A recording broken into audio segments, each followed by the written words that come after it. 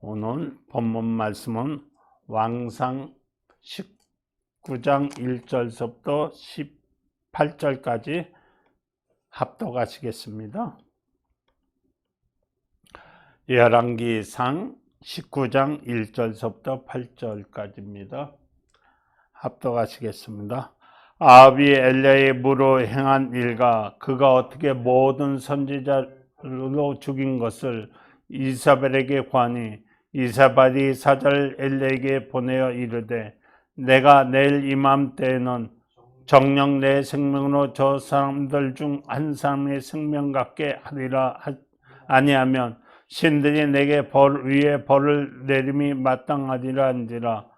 저가 이 형편을 보고 일어나 그 생명을 위해서 도망하여 유다에 속한 브르세바에 이르러 자기의 사원으로 그곳을 머물게 하고 스스로 강해로 들어가 하룻길쯤 행하고 한 노뎀 아래 앉아서 죽기를 구하여 가로되 여호와여 넉넉하오니 지금 내 생명을 취하옵소서. 나는 내 열조보다 낫지 못하나이다 하고 노뎀 나무 아래 누워 자더니 천사가 어루만지며 이르되 일어나서 먹으라 하는지라.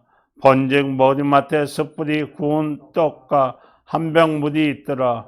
이에 먹고 마시고 다시 누웠더니 여호와의 사자가 또 다시 와서 어루만지며 이르되 일어나서 먹으라.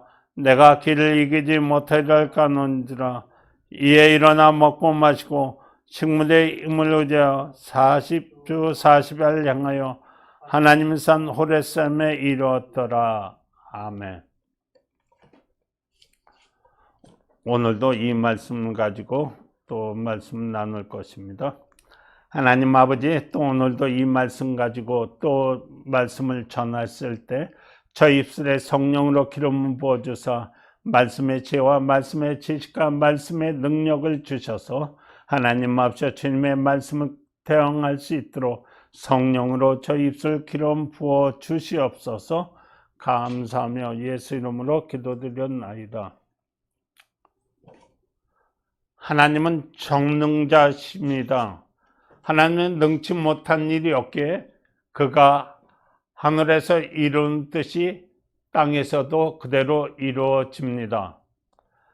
하나님은 우리에게 자신을 나타내시고 능력과 하실 일을 분명히 보여주시면서 역사하십니다. 우리의 믿음은 실상입니다. 실상이란 실제 상황을 말하는 것입니다. 교회에서 경건한 모습으로 예배를 드리고 자기 심령을 따라 정성을 다해 신앙생활을 할지라도 하나님과의 관계가 실상이 아니면 그의 모든 신앙 행위는 종교 행위에 불과합니다. 이런 사람은 하나님과 아무런 관계가 없는 것입니다. 기도할 때 우리는 하나님을 우리 아버지라고 부릅니다. 아버지와 자식의 관계가 어떠한지는 누구도 잘 알고 있습니다. 고손과 고조 할아버지와 서로 살아온 세대는 달라도 부자 관계이고 증조 할아버지와 할아버지와 또 아버지가 아버지와 아들이 부자 관계인 것입니다. 이와 마찬가지로 하나님은 영원전부터 계신 분이요 말세에 태어난 우리는 하나님과 부자 관계인 것입니다. 하나님과 우리가 부자 관계인 것처럼 교회 안에서 부자 관계가 있어야 하는 것입니다. 목회자도 부모의 심정으로 교인들을 돌봐야 하는 것입니다. 전도할 때도 마찬가지인 것입니다. 가난해서 끼니를 제대로 챙겨 먹지 못하는 자녀를 볼 때 어머니의 마음은 매우 가슴이 아파합니다.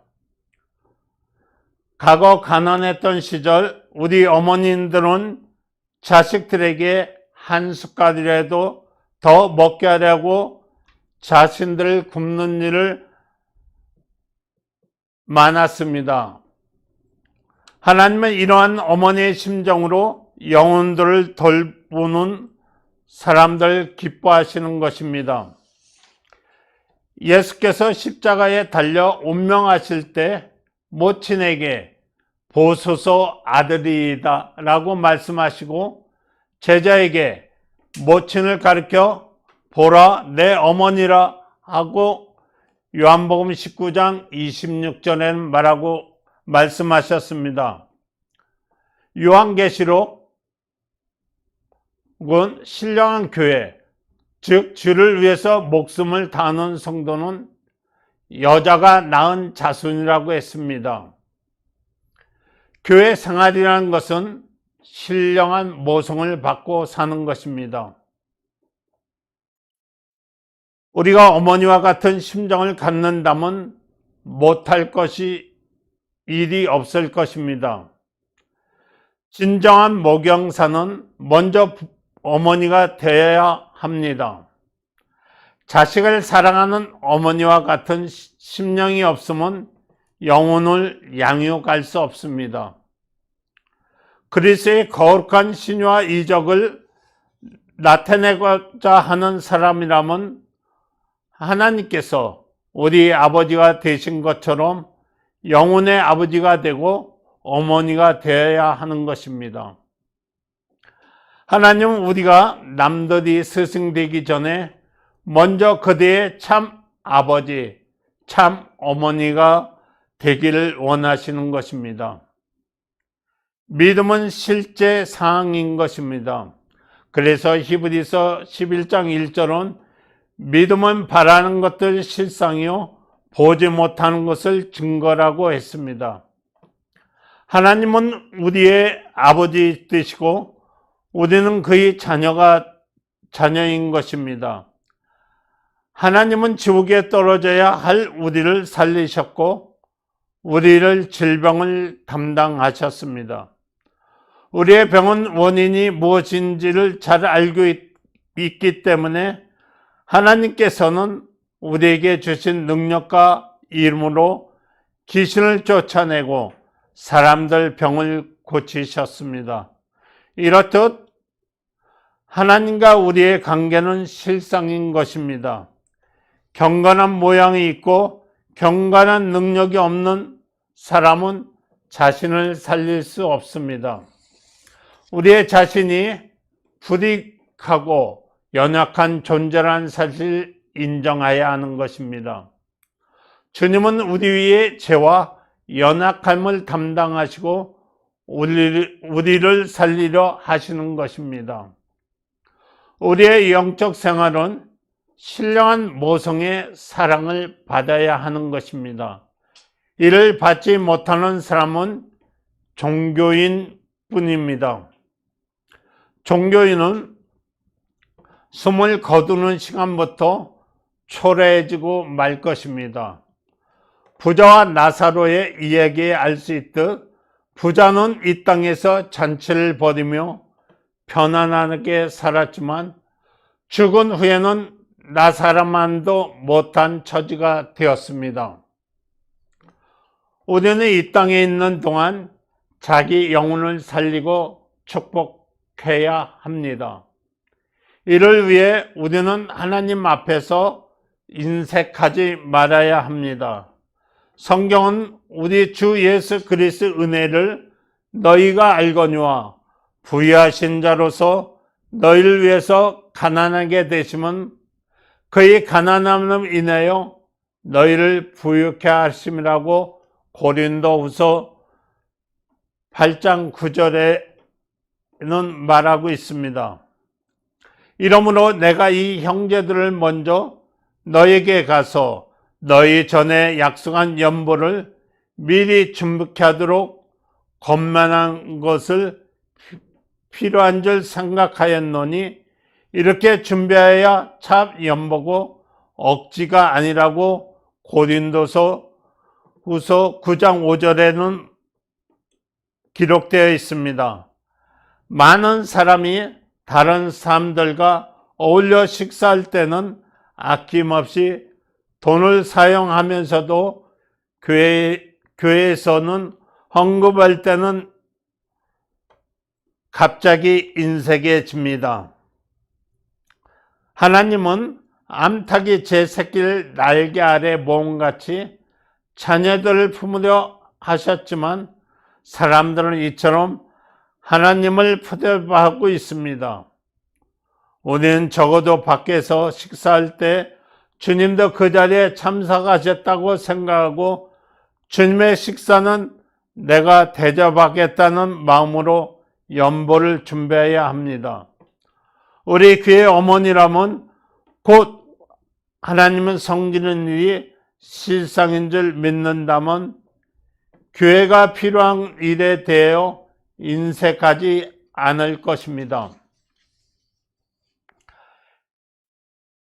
오늘 본문에 보면 엘리야가 850명과 우상 선지자가 처리할 이후로 이스라엘 왕백에 쫓길 때 예루살렘으로 도망하다가 지쳐서 쓰러진 곳이 광야의 노뎀 나무인 것입니다. 그때 이 말씀은 왕상 18장 25절부터 40절까지입니다. 그때 천사가 나타나 그를 깨워 숯불에 구운 떡과 물을 먹게 했습니다.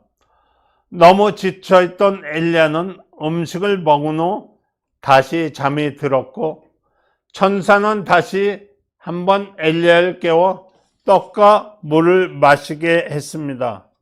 다시 힘을 얻은 엘리야가 일어나 예루살렘으로 향하여 갔습니다. 이게 오늘 본문 말씀 왕상 19절에서 1절에서 9절의 말씀입니다. 예수께서는 항상 생명의 위협을 받으셨습니다. 그러나 예수는 자기를 죽이려는 사람들을 개의치 않고 자기 길로 가셨습니다. 이는 그가 자신이 죽으실 곳이 예루살렘임을 아셨기 때문인 것입니다. 선지자는 예루살렘 밖에선 죽는 일이 없습니다. 이는 오늘날도 마찬가지인 것입니다. 진정한 성도는 새 예루살렘 바깥에선 죽는 일이 없습니다. 고난을 당할지라도 예루살렘에 올라가 죽는 자가 하나님 종이요 자녀요 선지자인 것입니다. 노된 나무는 예루살렘을 향해 가던 엘리야가 지쳐 쓰러진 곳입니다. 바로 교회는 우리가 가야 할 새 예루살렘의 중간 정착지, 곧 노뎀 나무인 것입니다. 성도로 쓰러졌어도 교회에 와서 쓰러져야 합니다. 노뎀 나무 아래에서만 천사의 도움을 받을 수 있는 것입니다. 천사는 권능인 것입니다. 오직 성령이 너희에게 임하면 너희가 권능을 받고 라는 말씀이 성령 받은 자는 천사가 지원한다는 것입니다. 천사는 구원받은 성도를 도우라고 보냄을 받은 자라고 히브리서 1장 10절에는 기록되고 있습니다. 권능이 있다는 말은 돕는 천사가 있다는 것입니다. 우리는 더 많은 천사가 와서 우리를 돕게 해야 하는 것입니다. 주님은 성도의 진실을 보시고 밤낮 하나님 우편에서 성도를 위해서 간구하십니다. 주님이 당신에게 뭘 보셨기에 당신을 위해서 간구하실까요? 주님은 복음을 전하는 자들에게 문을 열어주지 않는 사람은 소돔 고모라보다 큰 저주를 받을 것이라고 말씀하셨습니다. 그분이 과연 당신의 신앙의 외식이 아니라는 것을 인정하셨습니까? 우리는 주님 앞에서 외식하는 자가 되지 말아야 하는 것입니다. 성경에서 우리가 보면은 예수께서는 아버지의 도움을 받을 줄 아는 분이었습니다. 그는 그런 사람들을 죽이려 할 때도 아버지께서 사람들을 물리쳐 주셨습니까? 사람들은 그를 십자가에 달았고 그가 죽으신 후에도 그를 무덤에 넣고 돌무덤을 닫았습니다. 그러나 아버지께서는 사흘 후에 그를 살리셨습니다. 오늘날의 사람 같으면 일찌감치 하나님을 자기를 버리셨다며 원망한 말을 쏘아 놓았을 것입니다. 우리의 목숨이 끊어지는 순간에 하나님은 그가 정하신 날에 우리를 살려내실 분입니다. 그러므로 우리는 자기 때에 그 응답이 올 줄 믿고 하나님 앞에 진실해야 하는 것입니다. 주님은 외식자들을 저주하셨습니다. 우리는 바로 이 주님이 소리를 헛디다고 생각해서는 안 되는 것입니다. 우리는 예언의 말씀을 무시하고 변개한 자들은 성경에 기록된 재앙으로 칠 것이라는 주님의 경고를 무시 말아야 하는 것입니다. 그 말씀은 요한계시록 22장 18절에 기록하고 있습니다. 하나님을 믿는 믿음은 실상인 것입니다. 우리는 외식하는 자가 되지 말아야 하는 것입니다. 믿음은 실상인 것입니다. 영적 생활은 반드시 성공해야 하는 이유에 여기에 있습니다. 성령으로부터 사랑과 후원을 받아야 하는 것입니다. 신령해야 합니다. 영혼이 신령해만 인색하지 않을 수 있고 영혼이 신령하여 애식하지 않을 수 있는 것입니다. 할 수만 있으면 주님의 나라에 부유케 하고 교회를 부유케 하는 사람이 되어야 하는 것입니다. 교회 유익을 먼저 구하는 것은 우리가 한 모든 일에 주님이 참여하는 것을 같습니다. 교회의 머리는 예수 그리스도인 것입니다. 오늘 본문의 말씀의 엘리야처럼 우리도 그런 심령으로 달려가고 예수가 이 땅에서 우리의 본이 또 되었던 것처럼 우리가 믿음의 본을 쫓아가야 되는 것입니다.